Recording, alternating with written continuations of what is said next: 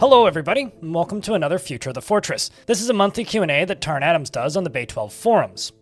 If you'd like to take part in these discussions, the link to the thread itself is in the description of this video. Similarly to the last one, it's very chunky. There's a whole lot of posts and a lot of multi-parters. So without further ado, let's dive in. As usual, we begin with Tarn's monthly report, where he shares some insights and the number of copies sold. February 3rd, Toady writes, "Adventure mode is out.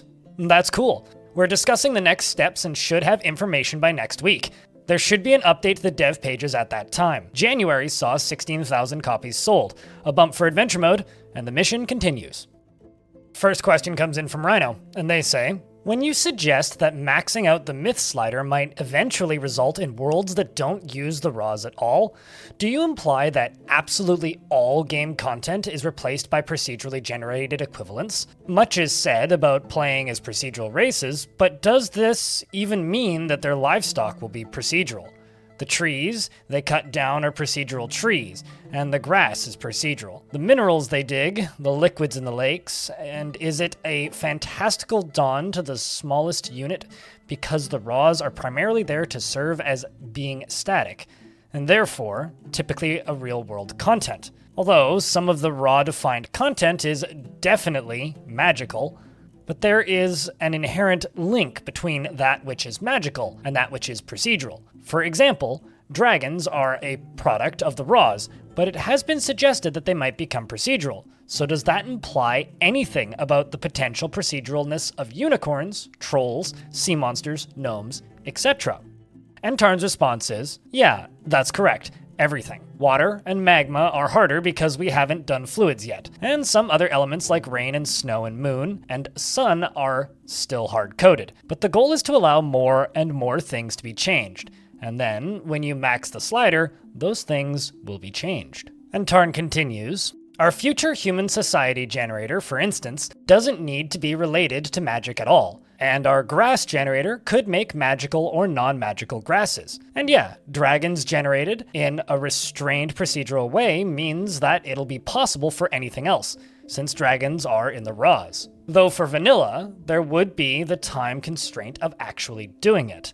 And yeah, evil and good biomes would all be potentially something else entirely. I don't think the luification necessarily puts things on the chopping block per se. There's a place in Sliderland for the traditional vanilla content, just because people are fond of it.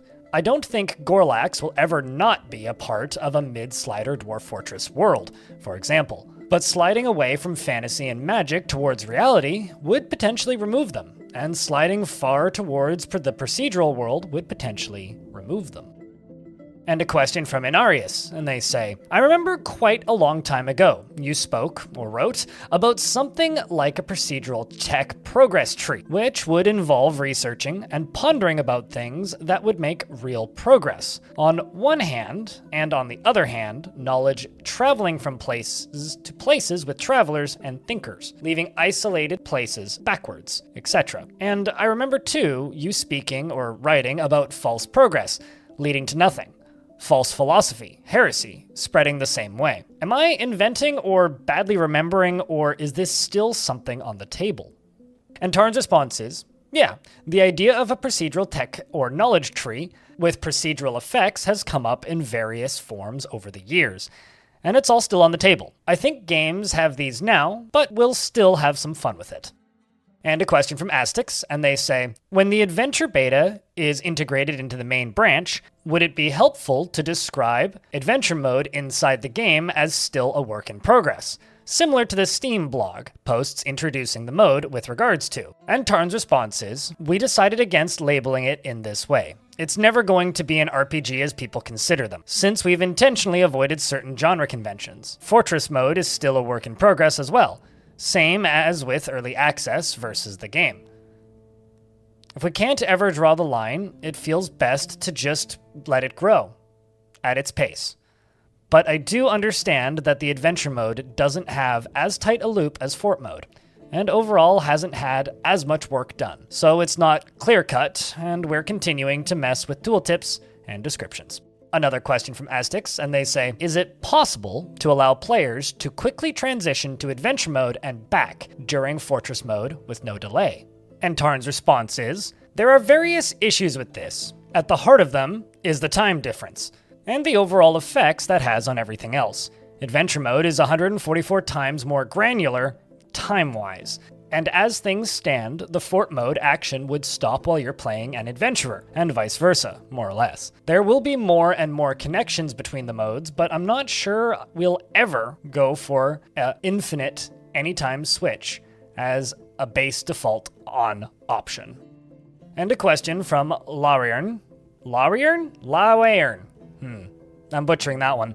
And they say, given there's so much fun waiting deep below the earth, are there any tools or features planned to make navigating it more accessible in adventure mode? And Tarn's response is, I think this will probably be guided by how the changes to the map unfold. It'll surely be necessary by the time the fully underground dwarven mountain halls become more interesting, or some proper adventure sites go down there.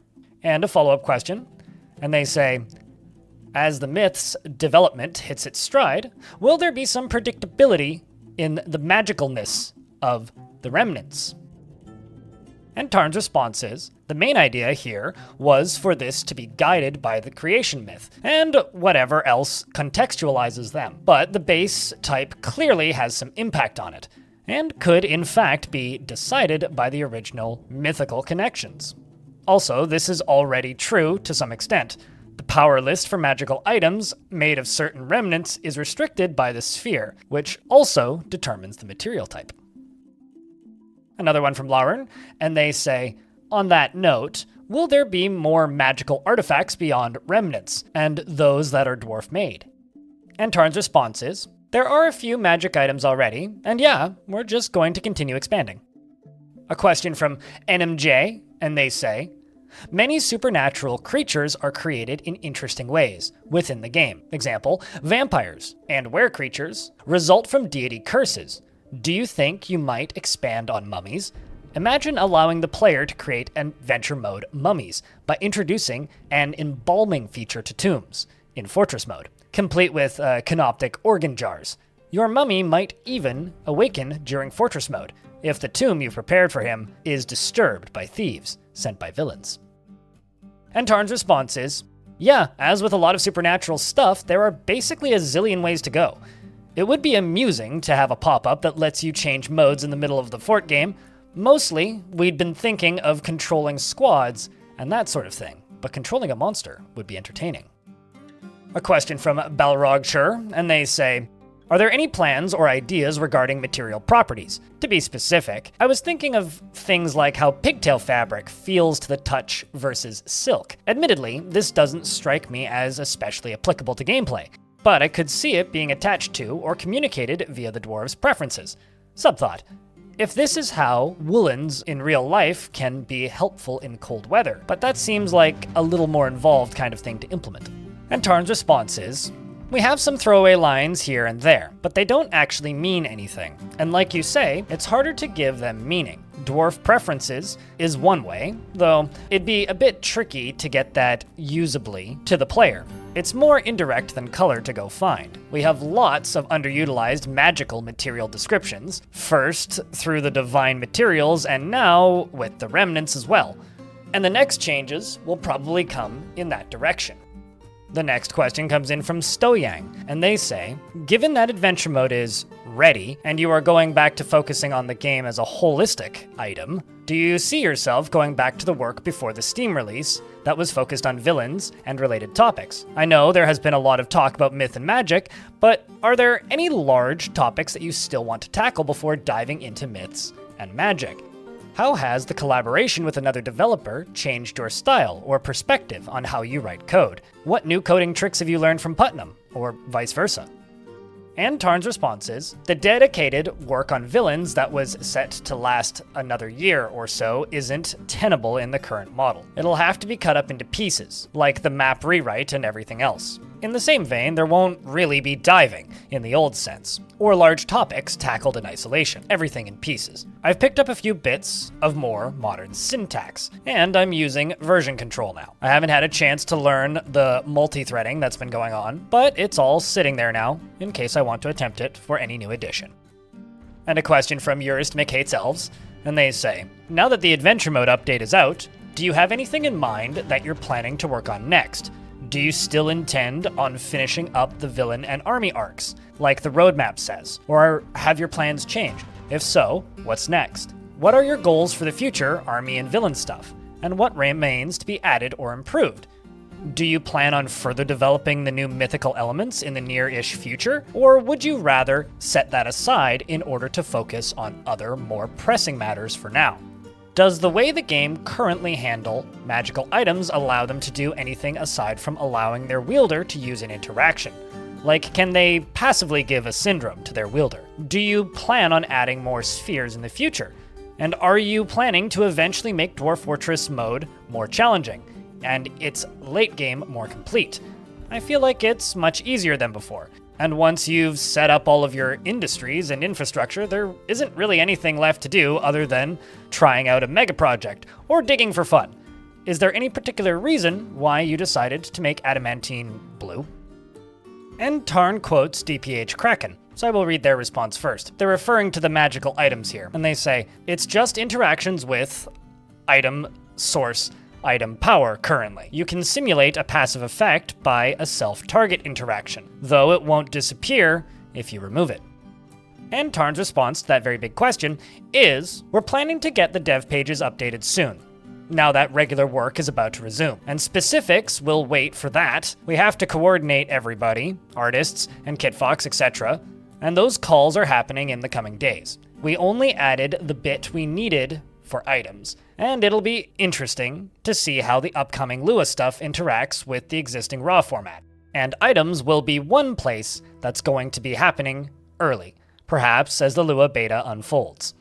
I feel like the existing spheres should be fleshed out quite a bit before we add any more, though there's also the idea of softening the concept in general. And it's hard to say when and how that will occur. I try it, as DPH Kraken says, it's not feasible to entirely rawify sphere concepts, since they have some basic reality to them. But there's still a lot that can be done. The same goes for procedural attributes and skills. The various directions we've announced in the near-ish term, with armies, magic, villains, and start setups or scenarios, are all ways of adding challenges and extra options and play for later forts. Anything that causes more interaction with a broader world, which is also becoming more interesting, should help a lot. And in regards to Adamantine being blue, Tarn says, it has been a long time. I don't recall why bright cyan in particular. It feels metallic, but still magical. Green and yellow and magenta and red and blue all have different vibes. And a question from Untrusted Life, who I've seen in the comments section of this show before. And they say, I apologize if this has been asked. It's been a year or so since I was last paying close attention to the future of the fortress. I was wondering if and when cabin building returns, it will be implemented in a way that feels more interactive, like directly placing walls yourself, as if you were a dwarf, instead of the current just wait a while on a blank screen approach. Being able to build without jumping to the map screen would be a great improvement. I recall you mentioning something about this being due to limitations, so I'm wondering if those limitations are still in place. If they are, do you plan or care about changing them? And Tarn's response is, it's supposed to take more time, since adventure mode is 144 less compressed in time than fort mode. This makes it a bit more complicated. We don't want walls to just be plopped up super quickly, as they'd be in other games that have an emphasis on quick building.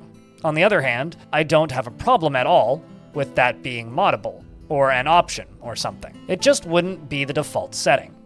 I agree that popping up to the map for it is sort of annoying, regardless.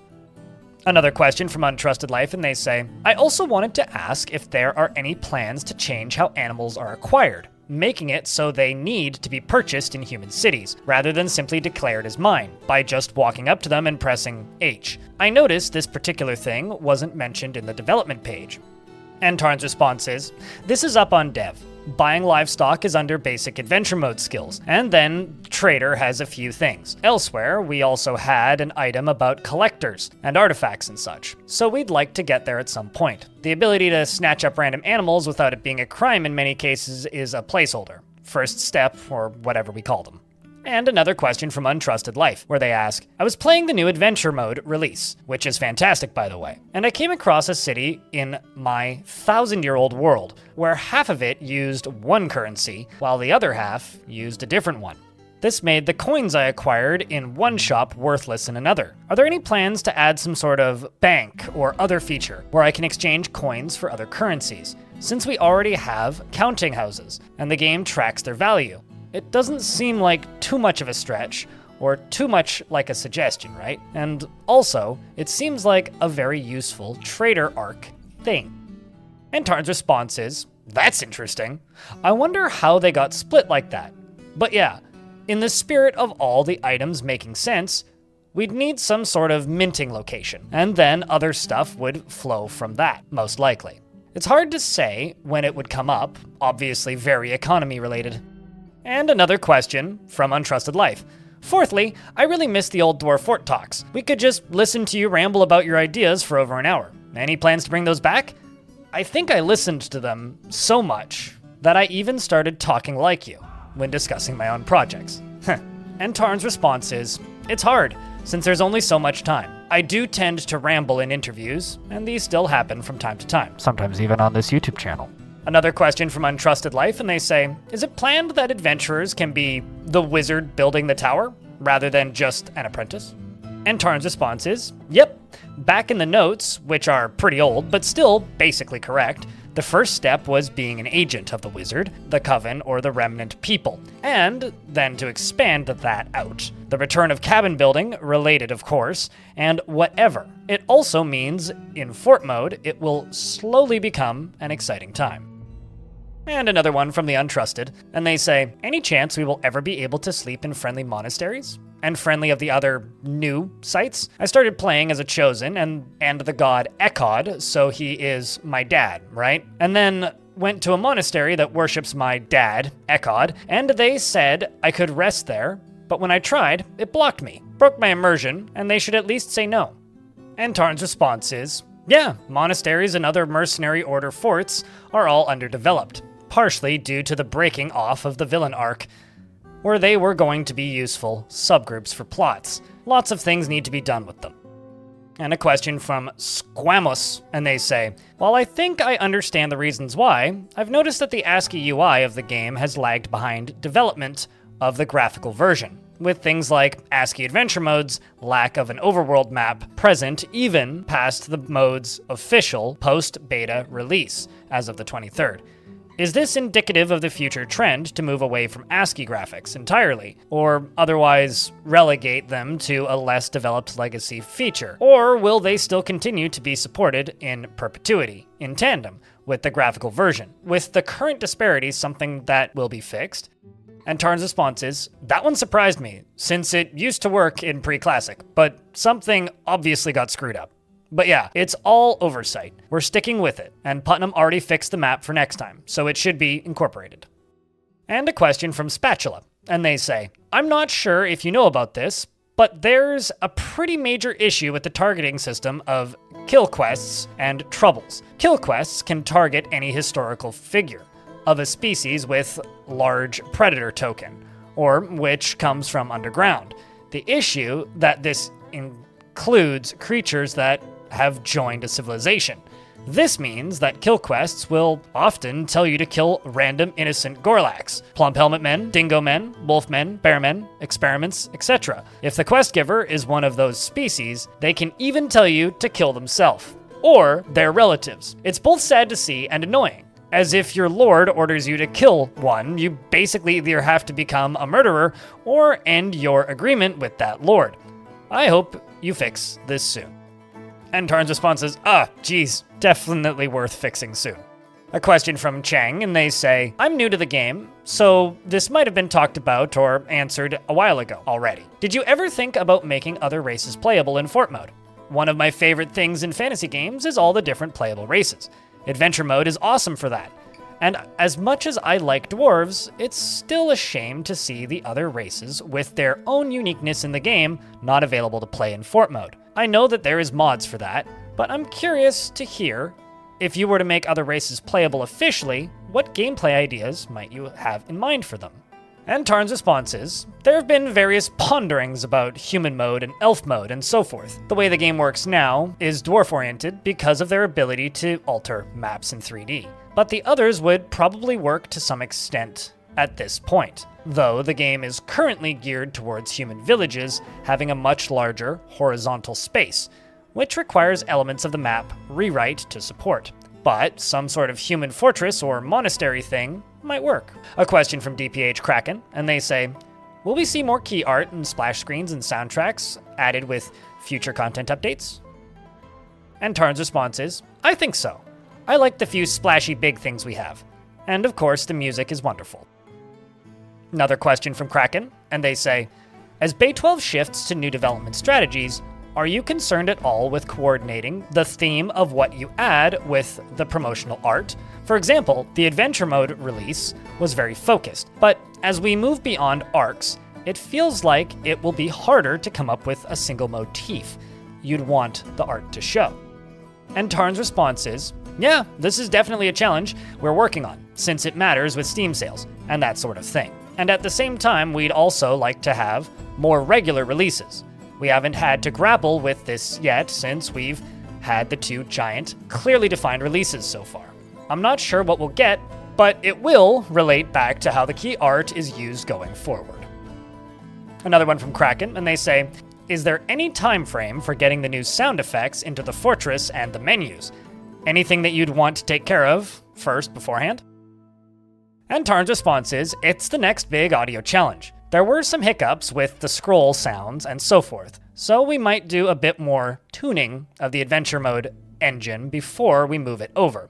But that's the basic idea, using the more powerful adventure mode sound engine over in the fort mode, so that we can have lots of sound effects in the UI, etc., and also more procedural music. A question from Sam Butcher, and they say, a given world has a variety of healing fluids. Some of them can even be solids, like wax and dough. Are there differences between their effects? Healing potency, proc timer, effect duration, or are they all the same? And Tarn's response is, right now they're all the same, since we need to set up more infrastructure to properly distinguish them. And we didn't have much time. We thought it would be too annoying for now to have healing items that just don't fix your specific ailment, and no real way to get further ones or keep track of them, so they all heal most everything. As the adventure environments and magics become more complex, these will also go that way. Another question from Sam, and they say, what made you decide that a given world should only have one mythical remnant type?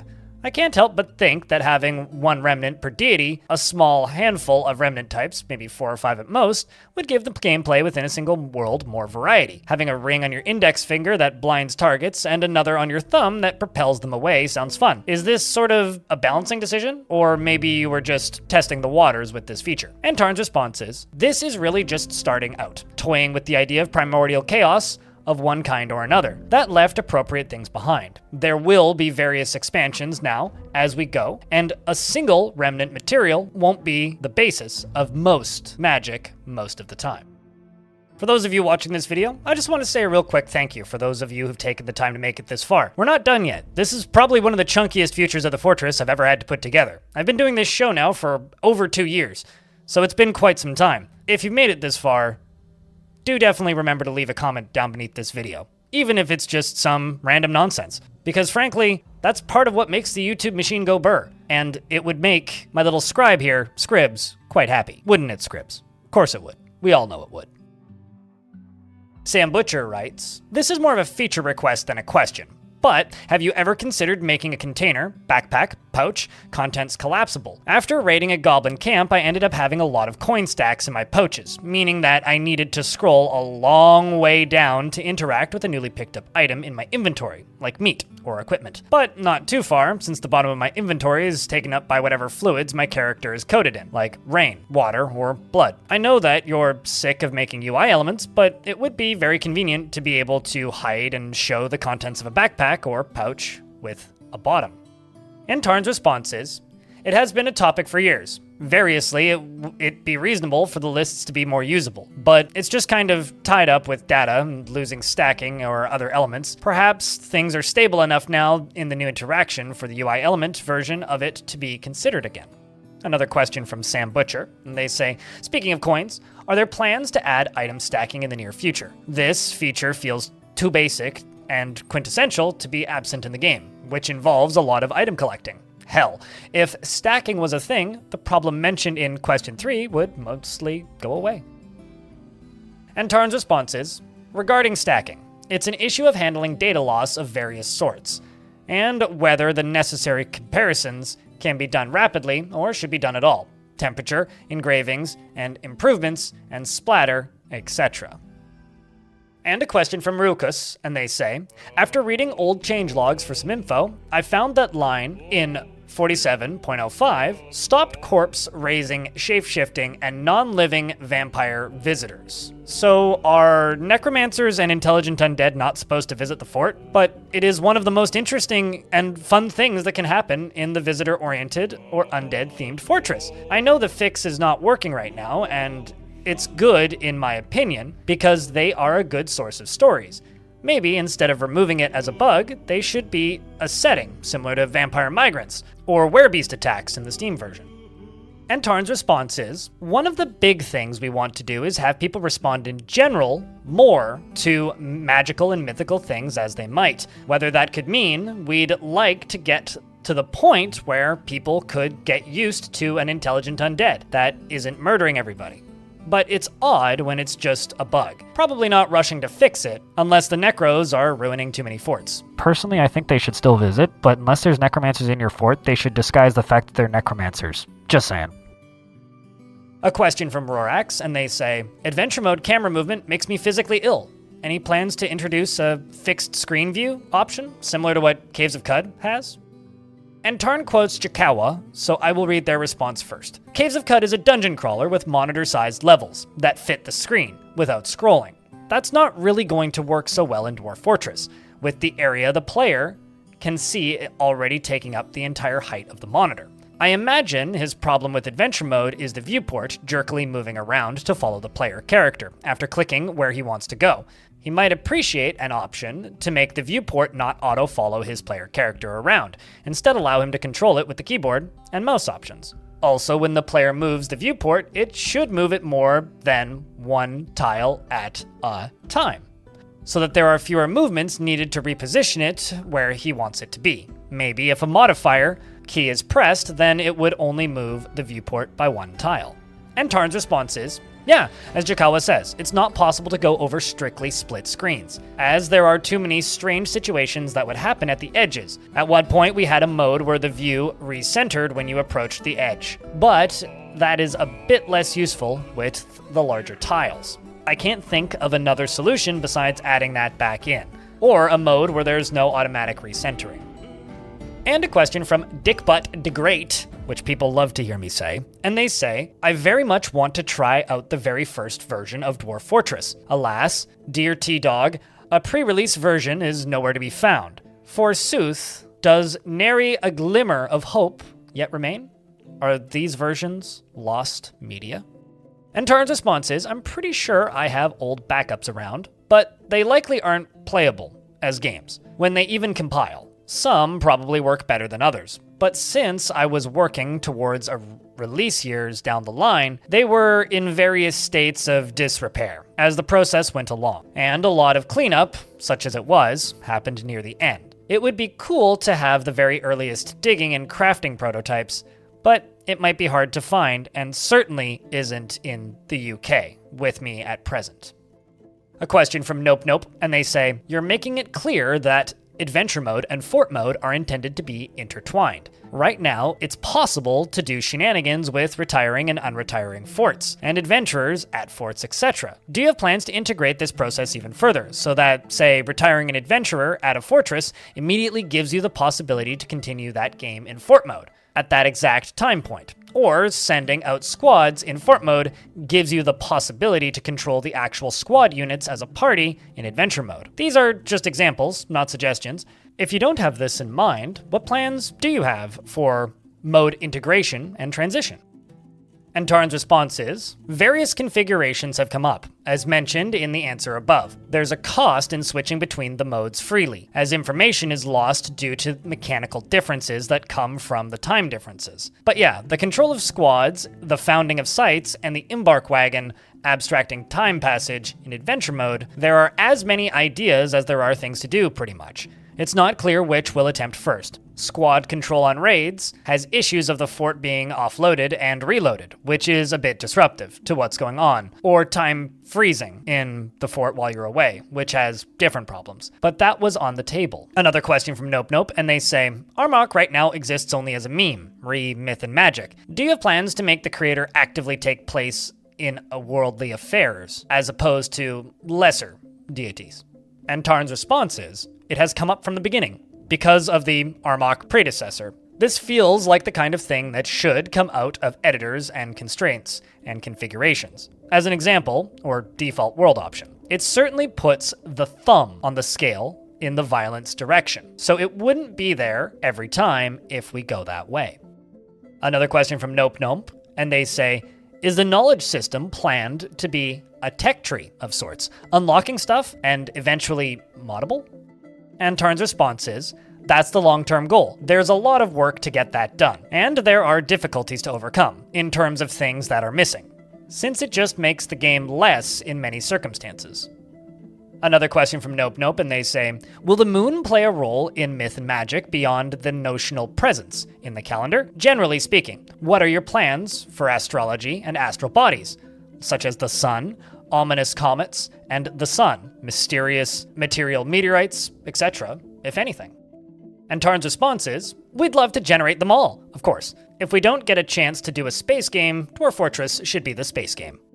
Another question from Nope Nope, and they say, myths often include cataclysmic events of sorts. Deluge, apocalypse, wraith-induced sea storms, or earthquakes. Do you plan to incorporate these in some way? Or are they too annoying to implement in a gameplay-friendly way? And Tarn's response is, it's important for us to do these. There have to be some controls for fort mode, since people get upset by randomly dying, as with the old demon event. And this could be even more random, if not controlled. But it would be great fun to start if the world map underwent great changes, as World Gen progressed, and then we eventually got these to come up during play. Another question from Sam Butcher, and they say, depending on the nature of the world and its creation mythos, the concept of a moon, or moons plural, and stars might not be applicable at all. Would there be a possibility of a world without as much as a day-night cycle? How would time be tracked in that or in a similar case? Tarn's response is, yeah, that's one of the test cases. I have no idea how we'll replace the calendar, altering and replacing and having more than one calendar being important. Things like hourglasses and such would still work, I guess, though I haven't thought about the overall situation that much. Question from Urist Mixadist, and they say, at the moment, do you have any concrete plans on siege improvements? And Tarn's response is, there's the improved sieges section of the old dev page, and we've got a lot written down now beyond that. In this case, it'll be a source of some amusement to not share them, and we're finally free to start looking at them again. That might be the longest Future of the Fortress I've ever done to date. Fun fact, I had my document almost completely written up for the script of this video, and then Tarn went and edited and added more. So the last dozen or so questions here weren't in the original post, so I had to go back and then re-edit my document. I'm finally getting things back on schedule in my real life, outside of these videos, because I've finally finished moving, more or less. Just about all the furniture and everything I need is set up. My recording and streaming setup is almost done. I just have some IKEA furniture showing up in a couple of days, which I'll need to build, obviously. But aside from that, I'm pretty much moved in now. And I'm now officially a homeowner, so please keep those comments on the YouTube machine rolling, because YouTube recommending my videos is part of the revenue that is paying my mortgage now. If you've been around this channel for a while, I just have to say a huge thank you, because I wouldn't be in this situation if it wasn't for you. And if you're a recent addition to the community, welcome. It's good to have you. I'm gunning for 100,000 subscribers. Maybe we'll do it this year. At the rate the channel's growing, it's actually possible, albeit a bit of a stretch compared to previous years' worth of growth. If not 2025, then 2026 will be the year. Thank you very much for watching, and I'll see you in the next one very soon.